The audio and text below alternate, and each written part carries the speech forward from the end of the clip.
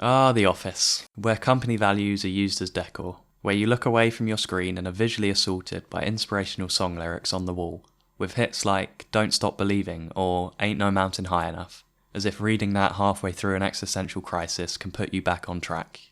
As we're propelled into the life of an adult, we're presented with a choice: assimilate into the professional world or work on your own terms. A few months ago I left my cushy office job in search of something more stimulating, but seeing my bank balance do a nosedive, I know which is the more financially secure option. Despite my bank balance looking like someone's age and not a phone number, one priceless insight I came to after stepping away from the corporate world is what traits are promoted and what traits place you at the very bottom of the hierarchy of competence. Now, before I start, let me come clean. I'm not coming to this knowledge from being at the top of the hierarchy, but the opposite. I was the sucker at the bottom, although at the time I was blissfully unaware. In my first year, I did almost everything you shouldn't do as an office employee. If there was no work to do, I'd kick back, distract others. Then the boss would walk in and the other people who also had nothing to do would quickly pretend to type, and I would remain in my relaxed pose, like a runner who hadn't heard the starting pistol. The boss would then look at me and sarcastically say, "Busy day?" To me, pretending to work felt silly. There's a joke by the comedian Bill Hicks about this exchange with a boss that hits home. The boss goes, "Hey, how come you're not working?" And I go, "There's nothing to do." And he says, "Well, just pretend that you're working." And I go, "Why don't you pretend that I'm working?" Sound logic, right? But what I now realise is my easygoing attitude was making me look lazy, extinguishing any hopes for being taken seriously for a promotion. Of course, this was fair. I was coasting to the next paycheck as the work wasn't stimulating me, and my relaxed demeanour confirmed this. I thought you were meant to be working. I am working, thank you. If they're paying you a full wage, they want to see some sweat on the brow, some hardship that you overcame. Speaking to people in the office who did climb the ladder successfully, I understood how appearances are everything, and if you want to raise your employability score, i.e. your reputation, you've got to dress the part. Before expanding on this, let me come clean again. I did have an unconventional office experience, especially in the first year, as it was a small company with no HR. This, combined with being in the sales room, it was like the Wild West. On some days we'd attempt jiu-jitsu, even sparring with the sales managers, and I'd lose every time. Then, as the company got bigger, the corporate jargon crept in, and the managers who used to say the most outrageous stuff were in charge of leading company value seminars. Okay, I admit I was bitter about this falsehood, but eventually I realised it's just the nature of the beast, and if you want to climb the ladder, you have to part with your freedom to express yourself and cultivate a persona that's a balance of warmth, seriousness, and the occasional company mantra thrown in for good measure.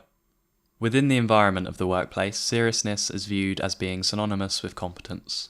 Just consider the employer's point of view.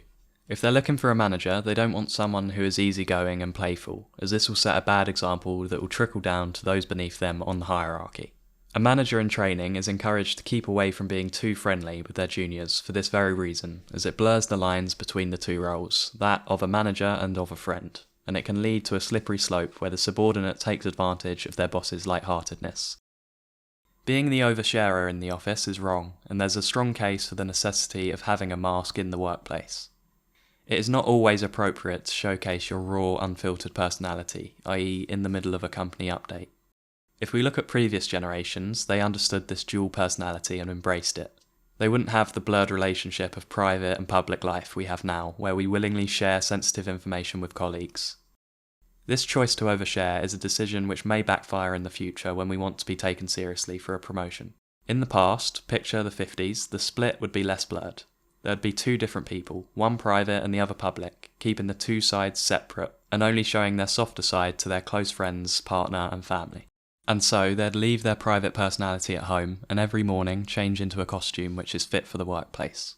Now, I'm not saying let's all go back to the Mad Men days where the husbands would lead double lives and cheat on their wives. However, when you work for someone, if your goal is to ascend the ladder, keeping your private life at a distance in favour of a more presentable and employable mask can make you a favourable candidate and blurs the lines less between your personal and professional life. I'd also argue that living this way demonstrates an understanding that's more in line with our fundamental nature. The workers of the 50s, for all their faults, did realise that life is like a play, where we wear costumes in order to preserve our true personality for those we love.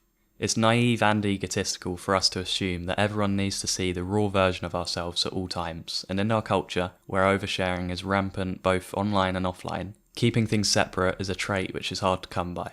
Besides, as we're the designers of the masks we choose to present to the world, they are a representation of us, and can offer others a personal insight into how we think and who we want to be. In the same breath, how we present ourselves is our own creation. We're responsible for them, and we should keep in mind the potential repercussions regarding which traits we choose to present in the workplace. Thanks for watching.